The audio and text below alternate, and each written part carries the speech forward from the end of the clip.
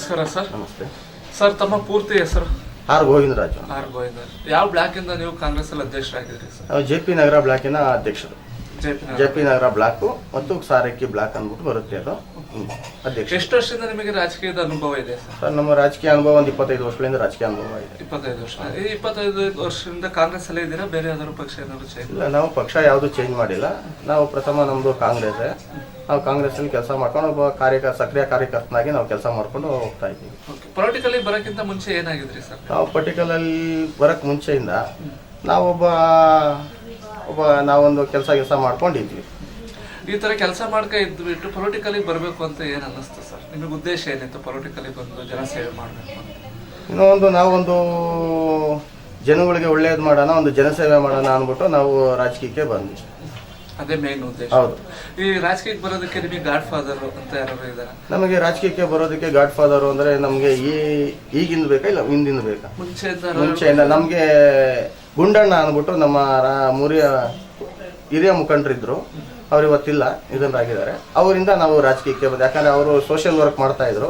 ಅವ್ರುಗಳನ್ನ ನೋಡಿ ಇವತ್ತು ನಾವು ಈ ರಾಜಕೀಯಕ್ಕೆ ಪದಾರ್ಪಣೆ ಮಾಡಿದ್ವಿ. ಅದೇ ರೀತಿ ಅವ್ರಿಗೆ ಯಾವ ರೀತಿ ಕೃತಜ್ಞತೆ ಸಲ್ಲಿಸಕ್ಕೆ ಇಷ್ಟಪಡ್ತೀರಿ? ಅವ್ರಿಗೆ ನಾವು ಇವತ್ತು ಅವರಿಲ್ಲ, ನಮ್ಮನ್ನ ಅಗಲಿ ಹೋಗಿದ್ದಾರೆ. ಆದ್ರೆ ಅವ್ರಿಗೆ ನಾವು ನಮ್ಮ ಹೃದಯಪೂರ್ವಕವಾಗಿ ಅವ್ರಿಗೆ ಧನ್ಯವಾದಗಳನ್ನು ಸಲ್ಲಿಸಕ್ಕೆ ನಾವು ಇದು ಮಾಡ್ತೀವಿ. ಅದೇ ರೀತಿ ನೀವು ಇವಾಗ ಬ್ಲಾಕ್ ಅಲ್ಲಿ ಪ್ರೆಸಿಡೆಂಟ್ ಆಗಿ ಯಾವ ರೀತಿ ಕಾಂಗ್ರೆಸ್ ಪಕ್ಷನ ನೀವು ಕಟ್ಟೋದಕ್ಕೆ ಪ್ಲಾನ್ ಮಾಡ್ಕೊಂಡು ಕಟ್ತಾ ಇದ್ದೀರಿ? ಕಾಂಗ್ರೆಸ್ ನಾವು ಪ್ರತಿಯೊಂದು ಮನೆ ಬಾಗಿಲು ಹೋಗ್ತಾ ಇದ್ದೀವಿ. ನಾವು ನಮ್ಮ ಕಾಂಗ್ರೆಸ್ಸಿನ ಸಾಧನೆಗಳು ತುಂಬಾ ಇದೆ. ಆ ಸಾಧನೆಗಳ ಬಗ್ಗೆ ಹೇಳ್ಕೊಂಡು ನಾವು ಪಕ್ಷ ಕಟ್ಟಕ್ಕೆ ಮುಂದೆ ಹೋಗ್ತಾ ಇದ್ದೀವಿ. ಅದೇ ರೀತಿ ಇವಾಗಿನ ಯುವಕರು ರಾಜಕೀಯ ಕಡೆ ಹೆಚ್ಚಿನ ಒಲವು ತೋರಿಸ್ತಿದ್ದಾರೆ. ನಿಮಗೆ ಯುವಕರನ್ನ ಯಾವ ರೀತಿ ನೀವು ನಮ್ಮ ಯುವಕರು ಅಂದ್ರೆ ಇವತ್ತು ನಮ್ಮ ರಾಹುಲ್ ಗಾಂಧಿ ಅವರು ಯೂತ್ಸ್ ನ ಕಟ್ಟದವರು, ಯೂತ್ ಕಾಂಗ್ರೆಸ್ ನ ಬೆಳೆಸಿದಂತ ಯೂತ್ ಕಾಂಗ್ರೆಸ್ ಅಂತ ತಂದವರು. ನಮ್ಮ ರಾಹುಲ್ ಗಾಂಧಿ ಅವರು ಮಾಡಿರುವಂತ ಸಾಧನೆಗಳನ್ನ ತಿಳ್ಕೊಂಡು ಅವ್ರು ಸಾಧನೆ ಮಾಡಿರುವಂತ ಅವ್ರು ಹೇಳಿ ನಾವು ಯುವಕರು ನಮ್ಮ ಹಿಂದೆ ಬೆಂಬಲವನ್ನು ಕೊಟ್ಟು ಬರ್ತಿದ್ದಾರೆ. ಪಕ್ಷವನ್ನು ಕಟ್ತೀವಿ ಅಂತ ಬಂದು ಮಾಡ್ತಾ ಇದ್ದಾರೆ. ಅದಕ್ಕಾಗಿ ನಾವು ಅವ್ರನ್ನ ಇಟ್ಕೊಂಡು ಪಕ್ಷವನ್ನು ಕಟ್ಕೊಂಡು ಹೋಗ್ತಾ ಇದ್ದೀವಿ. ಸರ್, ಇದಕ್ಕಿಂತ ಮುಂಚೆ ಯಾವ್ದಾದ್ರು BBMP ಎಲೆಕ್ಷನ್ ನೀವು ಕಾರ್ಪೊರೇಟ್ ಮಾಡಿರೋದು? ನಾವು ಕಾರ್ಪೊರೇಟ್ ಮಾಡಿಲ್ಲ, ಬಟ್ ಟಿಕೆಟ್ ಕೇಳಿದಂತೂ ನಿಜ. ಆಕಾಂಕ್ಷಿಗಳಾಗಿದೆ. ಅದೇ ರೀತಿ ಕಾಂಗ್ರೆಸ್ ಪಕ್ಷನ ಈ ರೀತಿ ಕಟ್ತಾ ಇದ್ದೀರಿ. ಮುಂದೆ ಯಾವ ರೀತಿ ಇನ್ನೂ ಪ್ಲಾನಿಂಗ್ ಮಾಡಿ ಕಟ್ಟಬೇಕು ಅಂತ ನಿಮ್ಮ ಆಸೆ ಇದೆ? ನಮ್ಮಲ್ಲಿ ಏನಾಗಿದೆ ಅಂದ್ರೆ ನೆಕ್ಸ್ಟಿನ BBMPಲಿ ನಮ್ಮ ಅಧಿಕಾರವನ್ನು ಹಿಡಿಬೇಕು ಅನ್ನೋ ಒಂದು ಆಸೆ ಇಟ್ಕೊಂಡಿದ್ದೀವಿ. ನಾವು ಅಧಿಕಾರ ಹಿಡಿಯೋದಕ್ಕಾಗಿ ನಾವು ಏನೇನು ಕಾಂಗ್ರೆಸ್ಸಿನ ಸಂಘಟನೆ ಮಾಡಬೇಕು ಅದನ್ನೆಲ್ಲ ಮಾಡ್ಕೊಂಡು ಹೋಗ್ತೀವಿ. ಅಂದ್ರೆ ಪಕ್ಷದ ವತಿಯಿಂದ ಯಾವ ರೀತಿ ವಾರ್ಡ್ ಅಲ್ಲಿ ಕೆಲಸ ಕಾರ್ಯಗಳನ್ನ ಮಾಡಿಸ್ತಾ ಇದ್ದೀವಿ? ನಾವು ಬೂತ್ ಮಟ್ಟದಲ್ಲಿ ಕೆಲಸ ಮಾಡ್ತಾ ಇದ್ದೀವಿ. ಕಾರ್ಯಕರ್ತರಿಗೆ ಬೂತ್ ಮಟ್ಟದಲ್ಲಿ ಕೆಲಸ ಮಾಡಿಕೊಂಡು ನಾವು ಪಕ್ಷನ ನೋಡಿ, ನಮ್ಮ ಪಕ್ಷ ಈ ತರ ಮಾಡಬೇಕು, ನಾವು ವೋಟಿಂಗ್ ಟೈಮಲ್ಲಿ ಈ ತರ ಮಾಡಬೇಕು, ನಾವು ಕಾರ್ಯಕರ್ತರನ್ನ ಹೋಗಿ ಮನೆಗೂ ಕರ್ಕೊಂಡ್ಬಂದು ನಾವು ವೋಟ್ ಮಾಡಿಸ್ಬೇಕು, ನಮ್ದು ಒಂದು ಸಂಘಟನೆಯನ್ನು ಮಾಡಬೇಕು ಅಂತ ಬಲಪಡಿಸಕ್ ಹೋಗ್ತಾ ಇದ್ವಿ. ಅದೇ ರೀತಿ ಮೂಲಭೂತ ಸೌಕರ್ಯಗಳ ಬಗ್ಗೆ ಯಾವ ರೀತಿ? ಮೂಲಭೂತ ಸೌಕರ್ಯಗಳಲ್ಲಿ ನಾವೇನಾಗಿದೆ, ಇವಾಗ ಕುಡಿಯೋ ನೀರಿನ ಅಭಾವ ಇದೆ, ಆಮೇಲೆ ಈ ಕಸದ ಅಭಾವ ಇದೆ. ಈ ಕಸಗಳು ಹಾಕಿ ತೆಗಿಯೋದಿಲ್ಲ, ಅದನ್ನ ಕ್ಲೀನಿಂಗ್ ಮಾಡಿಸೋದಾಗ್ಲಿ, ಆಮೇಲೆ ಆಫೀಸರ್ಗಳನ್ನ ಕರೆಸಿ ಈ ಎಲೆಕ್ಟ್ರಿಸಿಟಿ ಕೆಲವು ಇದಿರಲ್ಲ ಅದನ್ನ ಮಾಡಿಸ್ಕೊಡ್ತಾ ಇದ್ದೀವಿ. ಆಮೇಲೆ ಈ ಕೊಳಚೆ ಮಂಡಳಿಗಳು ಇರುತ್ತೆ, ಈ ಒಳಚೆ ರಂಡಿ ಇದು ಅಂಥವೆಲ್ಲ ತೆಗೆಸ್ಬಿಟ್ಟು ಹೊಸ ಲೈನ್ಗಳು ಹಾಕ್ಸಿ ಅವ್ರಿಗೆ ಮೂಲ ಸೌಲಭ್ಯಗಳು ಏನು ಬೇಕೋ ನಾವು ಮಾಡಿಕೊಡ್ತಾ ಇದ್ದೀವಿ. ಅದೇ ರೀತಿ ಮತ್ತೆ ಬಂದ್ರೆ ಇವಾಗ ಒಂದು ಗೌರ್ಮೆಂಟ್ ಕೆಲಸಕ್ಕೆ ಸೇರ್ಬೇಕು ಅಂದ್ರೆ ಒಂದು ಎಜುಕೇಶನ್ ವೆರಿ ಇಂಪಾರ್ಟೆಂಟ್. ಹೌದು, ಬಟ್ ಆದ್ರೆ ಪೊಲಿಟಿಕಲಿ ಬರೋದ್ರೆ ಎಜುಕೇಶನ್ ಇಲ್ಲ. ಅಭಿಪ್ರಾಯದ ಪ್ರಕಾರ ಎಜುಕೇಶನ್ ಬೇಕಾ ಬೇಡ? ಎಜುಕೇಶನ್ ನೋಡಿ ಇಂಪಾರ್ಟೆಂಟ್. ನೀವು ಕೇಳಿದ್ದು ಒಳ್ಳೆ ವಿಷಯನೇ. ಇದ್ರ ಬಗ್ಗೆ ಎಜುಕೇಶನ್ ಬೇಕೇ ಬೇಕು. ಎಜುಕೇಶನ್ ಬೇಕು. ಕೆಲವರಿಗೆ ಏನಾಗಿರುತ್ತೆ, ಕಾರಣಾಂತರದಿಂದ ಕೆಲವು ಎಜುಕೇಶನ್ ಆಗಿರಲ್ಲ. ಈಗ ಕೆಲವರು ಎಜುಕೇಶನ್ ಬೇಕು.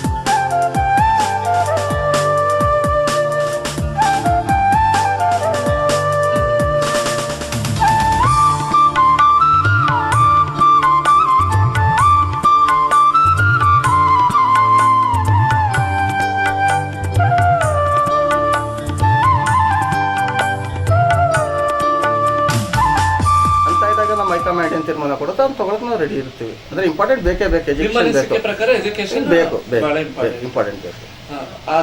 ಒಂದು SLC ಏನಾದ್ರೂ ಇರ್ಬೇಕು ಅಂತ. ಹೌದಾ? ಹೌದು. ಅದೇ ರೀತಿ ಇವಾಗ ಸ್ವಚ್ಛತೆ ಬಗ್ಗೆ ಎಲ್ಲಾ ಕಡೆ ಮಾತಾಡ್ತಾರೆ. ನಿಮ್ಮ ಕ್ಷೇತ್ರ ವಾರ್ಡ್ ಅಲ್ಲಿ ನೀವು ಜನರಿಗೆ ಯಾವ ರೀತಿ ಮನವರಿಕೆ ಮಾಡ್ಕೊಡ್ತೀರಿ ಸ್ವಚ್ಛತೆ ಬಗ್ಗೆ? ಸ್ವಚ್ಛತೆವರೆಗೆ ನಾವು ಮನವರಿಕೆ ಮಾಡಿ ತಿಳುವಳಿಕೆ ಏನಾಗಿ ಮಾಡ್ತಾ ಇದ್ದೀವಿ ನೋಡಿ, ಇಲ್ಲಿ ಕಸ ಹಾಕಬೇಡಿ ಅಂತ ಹೇಳ್ತೀವಿ ನಾವು, ಬೇಕು ಅಂತ ಅಲ್ಲೇ ಹಾಕ್ತಾರೆ. ಅದಕ್ಕೆ ನಾವೇನು ಮಾಡ್ತಾ ಇದ್ದೀವಿ ಅಂದರೆ ಅಲ್ಲಿ ಒಂದು ಕಡೆ ಬೋರ್ಡ್ ಬರೆಸ್ತಾ ಇದ್ದೀವಿ, ನಿಮ್ಗೆ ಈ ಥರ ಹಾಕಬೇಡಿ, ಇಲ್ಲಿ ಕಸ ಹಾಕಬೇಡಿ ಅಂತೇಳಿ. ಅವರು ತಿಳುವಳಿಕೆ ತಿರ್ಗಾ ಅದೇ ಮಾಡಿದ್ರೆ ನಿಮಗೆ ದಂಡ ಹಾಕ್ತೀವಿ ಅಂತ ಒಂದು ವಿಧಿಸಿ ಒಂದು ನಾಗರಿಕರು ತಿಳಿಸ್ತಾ ಇದ್ದೀವಿ. ಅದು ಯಾರೂ ಅದು ಮಾಡೋಕ್ಕಲ್ಲ, ನಾವೊಂದು ಮುನ್ನೆಚ್ಚರಿಕೆ ಕೊಡ್ತೀವಿ. ಈಗ ಯಾಕಂದರೆ ಅವ್ರವ್ರ ಮನೆ ಬಾಗಿಲಿಗೆ ಕಸ ಹಾಕೋದಕ್ಕೆ ನಾವು ಅನುಕೂಲಗಳು ಮಾಡಿಕೊಟ್ಟಿದ್ದೀವಿ. ಬೆಳಗಿನ ಜಾವ ಗಾಡಿಗಳಲ್ಲಿ ಬರ್ತಾರೆ, ನಿಮ್ಮ ಮನೇಲಿರೋ ಕಸನ ಗಾಡಿನಲ್ಲಿ ಹಾಕಿ ಅಂತ ಹೇಳ್ತೀವಿ. ಕೆಲವ್ರು ಏನು ಮಾಡ್ತಾರೆ, ತೊಗೊಂಡೋಗಿ ರೋಡಲ್ಲಿ ಬಿಸಾಕ್ಬಿಟ್ಟು ಹೋಗ್ತಾರೆ. ಅದು ಅವರೇ ಇದು ಮಾಡ್ಕೊತಾ ಇದ್ದಾರೆ. ಅದನ್ನು ಅವರೇ ಸ್ವಲ್ಪ ಮನವರಿಸ್ಕೊಂಡು ಕ್ಲೀನಾಗಿ ಅಕ್ಕಪಕ್ಕ ಕ್ಲೀನಾಗಿ ಇಟ್ಕೋಬೇಕು ಅಂತ ನಾವು. ಮುಂದಕ್ಕೆ ಎಲೆಕ್ಷನ್ ಸಹ ಬರ್ತಾ ಇದೆ, BBMP ಇರ್ಬೋದು, ಲೋಕಲ್ ಎಲೆಕ್ಷನ್ ಇರ್ಬೋದು. ಕಾಂಗ್ರೆಸ್ಸಿಗೆ ಏನಕ್ಕೆ ಮತ ಕೊಡಿ ಅಂತ ನೀವು ಯಾವ ತತ್ವ ಸಿದ್ಧಾಂತದ ಮೇಲೆ ಕರ್ನಾಟಕ ಜನತೆ ಕೇಳ್ತೀವಿ? ಇವತ್ತು ನಮ್ಮ ಸಿದ್ದರಾಮಯ್ಯ ಅವರು ಯಾವ ಸರ್ಕಾರನೂ ಬಂದು ₹1 ಅಕ್ಕಿ ಅನ್ನೋದು ಮಾಡಿರಲಿಲ್ಲ, ಇವತ್ತು ಮಾಡಿದ್ದಾರೆ. ಆಮೇಲೆ ಈ ಹಿಂದುಳಿದ ವರ್ಗದವ್ರಿಗೆ ಬೇಕಾದಷ್ಟು ಅವರು ಸ್ಕೀಮ್ಗಳನ್ನು ಮಾಡಿ ಬಿಟ್ಟಿದ್ದಾರೆ. ಈಗ ಕೆಲವು ನೋಡಿ, ನಮ್ಮ ಇದರಲ್ಲಿ BPL ಕಾರ್ಡ್ಗಳು ಕೊಡ್ತಿದ್ದಾರೆ, ಎಲ್ಲ ಮಾಡ್ತಾ ಇದ್ದಾರೆ. ಈಗ ಆಮೇಲೆ ನಮ್ಮ ಕಾಂಗ್ರೆಸ್ ಇತಿಹಾಸ ಇದೆ. ನಮ್ಮ ಇಂದಿರಾ ಗಾಂಧಿ ಅವರು 82ನಲ್ಲಿ ಮಾಡಿದಂಥ ತುಂಬ ಕೆಲಸಗಳಿದ್ದಾವೆ. ನಮ್ಮ ಮಹಾತ್ಮ ಗಾಂಧಿಯವರು ದೇಶ ಸ್ವಾತಂತ್ರ್ಯನ ಕೊಡಿಸಿದ್ದಾರೆ. ಇವತ್ತು ನಮ್ಮ ನೆಹರು ಅವರು ಅವರ ಪೂರಕವಾದಂಥ ಕೆಲಸಗಳು ತುಂಬ ಮಾಡಿದ್ದಾರೆ. ಆ ಒಂದು ಇದ್ರ ಮೇಲೆ ನಮ್ಮ ಕಾಂಗ್ರೆಸ್ ಕೊಡಿ ಅಂತ ನಾವು ಓಟ್ ಕೇಳ್ತಾ ಇದ್ದೀವಿ. ಈ ಪೊಲಿಟಿಕಲ್ ಬಿಟ್ಟು ಯಾವ್ದಾದ್ರು ಸಂಘ ಸಂಸ್ಥೆ ನಿಮ್ಮನ್ನು ನೀವು ತೊಡಗಿಸ್ಕೊಂಡಿದ್ದೀವಿ? ಇದೆ, ನಮ್ಮದು ಸಂಘಗಳಿದೆ. ಈ ಕೆಲವು ಸಂಘಗಳು ಮಾಡಿದ್ದೀವಿ. ಆ ಸಂಘಗಳಲ್ಲಿ ನಾವು ಚಟುವಟಿಸ್ಕೊಂಡು ಕೆಲಸಗಳು ಭಾಗವಹಿಸ್ತಾ ಇದ್ದೀವಿ. ಯಾವ ರೀತಿ ಮಾಡ್ತಾ ಇದ್ದೀವಿ? ಈ ಸಂಘಗಳಲ್ಲಿ ಏನು ಮಾಡ್ತಾ ಇದ್ದೀವಿ, ಕೆಲವರಿಗೆ ನಾವು ಈ ಪೆನ್ಷನ್ಗಳು ಮಾಡಿಸೋದು, ಆಮೇಲೆ ಅವರ ಸಂಘಗಳಿಗೆ ಈ ಅನುದಾನ ಬರುವಂಥದ್ದು ನಮ್ಮ ಸರ್ಕಾರದಿಂದ ಅನುದಾನಗಳನ್ನು ಕೊಡಿಸ್ಕೊಂಡು ನಾವು ಇಂಥದ್ದು ಮಾಡ್ಕೊಂಡು ಹೋಗ್ತಾ ಇದ್ದೀವಿ. ಅವ್ರಿಗೆ ಏನು ಮಾಡ್ತಾ ಇದ್ದೀವಿ ಅಂದರೆ ಈ ಟೈಲರ್ ಮಿಷಿನ್ಗಳಾಗಲಿ, ಆಮೇಲೆ ಈ ಬ್ಯೂಟಿ ಕೋರ್ಸ್ ಆಗಲಿ, ಮತ್ತೊಂದು ಈ ಕಂಪ್ಯೂಟ್ರು ಇದು ಅಂಥದನ್ನೆಲ್ಲ ನಾವು ಅವ್ರಿಗೆ ಟ್ರೈನಿಂಗ್ ಕೊಟ್ಕೊಂಡು ಇದು ಮಾಡ್ಕೊಂಡು ಹೋಗ್ತಾ ಇದ್ದೀವಿ. ಸರ್, ನಿಮ್ಮ ವಾರ್ಡಿನ ಜನರು ಮತದಾರ ಬಂಧುಗಳು ನಿಮ್ಮನ್ನ ಇಷ್ಟಪಟ್ಟುಬಿಟ್ಟು ನೀವು ಎಲೆಕ್ಷನ್ ನಿಂತ್ಕೊಳ್ಳಿ ಅಂದ್ರೆ BBMP ಎಲೆಕ್ಷನ್ ಟ್ರೈ ಮಾಡೋದು ಅಂತ ನಮ್ಮ ಆಕಾಂಕ್ಷಿಗಳಾಗಿದ್ದೀವಿ. ನಮಗೆ ಮತದಾರ ಬಂಧುಗಳು ನಮಗೆ ಓಟ್ ಹಾಕಿ ಅವ್ರು ನಿಂತ್ಕೊಳ್ಳಿ ಅಂದ್ರೆ ಅವ್ರು ಸಂಪೂರ್ಣ ಬೆಂಬಲ ಇದ್ರೆ ನಾವು ನಿಂತ್ಕೊಳ್ತೀವಿ. ಹೌದು. ಅದೇ ರೀತಿ ಇವಾಗ BBMP ಎಲೆಕ್ಷನ್ ಎಷ್ಟು ಬರ್ತಿರೋದ್ರಿಂದ ನಿಮ್ಮ ಬ್ಲಾಕ್ ಮಟ್ಟದ ಅಧ್ಯಕ್ಷರುಗಳಿಗೆ ನೀವು ಯಾವ ರೀತಿ ಕರೆ ಕೊಡ್ತೀರಿ, ಯಾವ ರೀತಿ ಜಾಗೃತರಾಗಿರ್ಬೇಕು ಅಂತ ಕರೆ ಕೊಡ್ತೀರಿ? ನಾವು ನಮ್ಮ ಬ್ಲಾಕ್ ಮಟ್ಟದ ಅಧ್ಯಕ್ಷರುಗಳು, ನಮ್ಮ ಬ್ಲಾಕಿನ ಪದಾಧಿಕಾರಿಗಳು, ಕಾರ್ಯಕರ್ತರಿಗೆ ಎಲ್ರಿಗೂ ನಾವು ಹೇಳೋದೇನೆಂದರೆ ನಮ್ಮ ಶಿಸ್ತಿನಿಂದ ಕೆಲಸ ಮಾಡಬೇಕು ಅಂತ ಒಂದು ಶಿಸ್ತನ್ನು ಕಲಿಸ್ಕೊಡ್ತೀವಿ ನಾವು. ಈ ಥರ ಹಿಂಗೆ ಮಾಡಿ ಈ ಥರ ಈ ಭಾಗದಲ್ಲಿ ಹೋಗಿ, ನಿಮ್ಮ ಭಾಗದಲ್ಲಿ ಒಂದು ಬೂತ್ ಇದೆ, ಆ ಬೂತ್ ನಿಮ್ಮ ಭಾಗದಲ್ಲಿರೋರು ಒಂದು 10 ಜನ 20 ಜನನ ಸೇರಿಸ್ಕೊಂಡು ಮನೆಗೆ ಹೋಗಿ ಓಟ್ ಕೇಳಿ, ಅವ್ರಿಗೇನಾದಷ್ಟು ಒಳ್ಳೆ ರೀತಿಯಲ್ಲಿ ಓಟ್ ಕೇಳಕ್ಕೆ ಹೋಗಿ ಅಂತ ನಾವು ಹೇಳ್ತೀವಿ.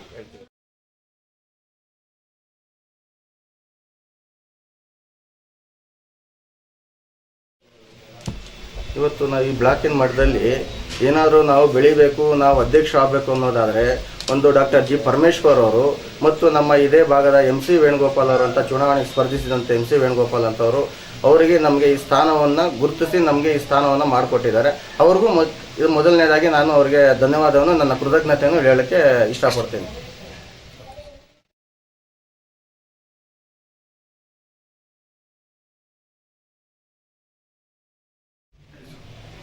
ಸರ್, ಇದು ನಮ್ಮ KPCC ವತಿಯಿಂದ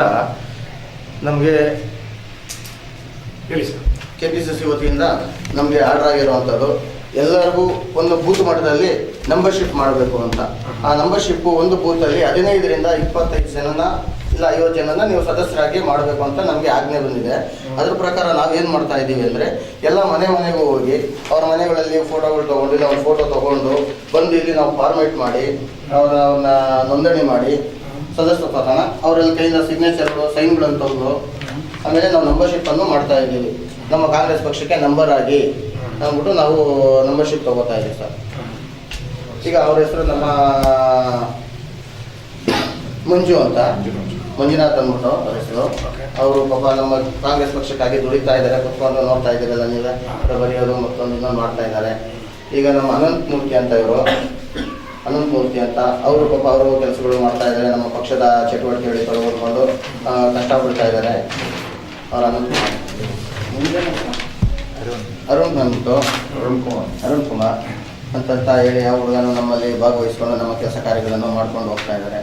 ನಮ್ಮ ನರಸಿಂಹ ಅಂತ ನರಸಿಂಹನವರು ಕೆಲಸ ಮಾಡಿಕೊಂಡು ನಮ್ಮ ಕಾರ್ಯಕ್ರಮದಲ್ಲಿ ಭಾಗವಹಿಸಿಕೊಂಡು ಕಾಂಗ್ರೆಸ್ಗಾಗಿ ದುಡಿತಾ ಇದ್ದಾರೆ. ಸರ್, ಇದು ಯಾವ ಪ್ರೊಸೀಜರ್ ನಡೀತಾ ಇದೆ ಸರ್? ಅಂದ್ರೆ ಯಾವ ರೀತಿ ನೀವು ಇದನ್ನ ನೋಂದಣಿ ಸದಸ್ಯನ ಯಾವ ರೀತಿ ತಗೊಬಂದು ಮಾಡೋದಾಗಿರ್ಲಿ, ಬುಕ್ಗಳು ತಂದು ಮಾಡೋದಾಗಿರ್ಲಿ, ಮನೆ ಮನೆಗೆ ಹೋಗಿ ಇಲ್ಲಿ ಜನರಲ್ಲಿ ಏನನ್ನ ನೀವು ಅವ್ರ ಹತ್ರ ಯಾವ ಒಂದು ಕಲೆಕ್ಟ್ ಮಾಡ್ಕೊಂಡು ನಾವು ಜನಗಳಲ್ಲಿ ನೋಡಿ, ನಾವು ಕಾಂಗ್ರೆಸ್ ಇಂದ ನಾವು ಬರ್ತಾ ಇದ್ದೀವಿ. ನಮ್ಮ ಕಾಂಗ್ರೆಸ್ಸಿನ ಸದಸ್ಯತ್ವವನ್ನು ನೀವು ಹೊಂದಬೇಕು ಅಂದ್ಬಿಟ್ಟು ಅವ್ರನ್ನ ಕೇಳ್ತೀವಿ. ಅವ್ರಿಗೆ ಒತ್ತಾಯ ಇಲ್ಲ. ಅವರು ನಮ್ಮ ಕಾಂಗ್ರೆಸ್ಸಿನ ಅಭಿಮಾನ ಆಯಿತು, ಕಾಂಗ್ರೆಸ್ ಬಗ್ಗೆ ಒಲವಿದ್ದು ಅವರು ಅವರವರಿಗೆ ಕರೆದು ನಾವು ನಂಬರ್ ಹಾಕ್ತೀವಿ, ನಮ್ದು ನಂಬರ್ಶಿಪ್ ತಗೊಳ್ಳಿ ಅಂತ ಹೇಳಿ ಅವರು ಕಾಂಟ್ಯಾಕ್ಟ್ ನಂಬರ್ಗಳು ಕೊಟ್ಕೊಂಡು ಅವರ ಭಾವಚಿತ್ರಗಳನ್ನು ಕೊಟ್ಕೊಂಡು ನಾವು ಅವ್ರದ್ದು ಒಂದು 4 ಭಾವಚಿತ್ರ ತಗೋಬೇಕಾಗುತ್ತೆ. ಆದರೆ ಅವರಲ್ಲಿ ಇರಲ್ಲ, ಕೆಲವರು ಒಂದೊಂದು ಭಾವಚಿತ್ರ ಕೊಡ್ತಾರೆ. ಆ ಚಿತ್ರವನ್ನು ತೊಗೊಂಬಂದು ನಾವು ಪ್ರಿಂಟ್ ಮಾಡಿ ಇಲ್ಲಿ ನಾವು ತೊಗೊಂಬಂದೆಲ್ಲ ಅದು ಫಾರ್ಮೇಟ್ ಮಾಡಬೇಕು. ಆ ಫಾರ್ಮೇಟ್ ಪ್ರಕಾರ ನಾವು ನೋಂದಣಿ ಮಾಡ್ಕೊತಾ ಇದ್ದೀವಿ. ಆಮೇಲೆ ಇದಾದ ನಂತರ ಇದು ಈ ಬುಕ್ಕಲ್ಲಿ ಎಂಟ್ರಿ ಆದಮೇಲೆ ಇದು ನಮ್ಮದು ಒಂದು ಪೆನ್ ಡ್ರೈವ್ ಕೊಟ್ಟಿದ್ದಾರೆ KPCC ವತಿಯಿಂದ. ಆ ಪೆನ್ ಡ್ರೈವಲ್ಲಿ ನಾವು ಟೈಪ್ ಮಾಡಿ ಅವರ ಫೋಟೋಗಳನ್ನು ಸ್ಕ್ಯಾನ್ ಮಾಡಿ ನಾವು ಅದು ನಮ್ಮ KPCCಗೆ ನಾವು ಸಬ್ಮಿಟ್ ಮಾಡ್ತೀವಿ. ಕೆಲಸ ಕಾರ್ಯಗಳು ನಡೀತಾ ಇದೆ. ಓಕೆ ಸರ್, ಧನ್ಯವಾದಗಳು. Thank you.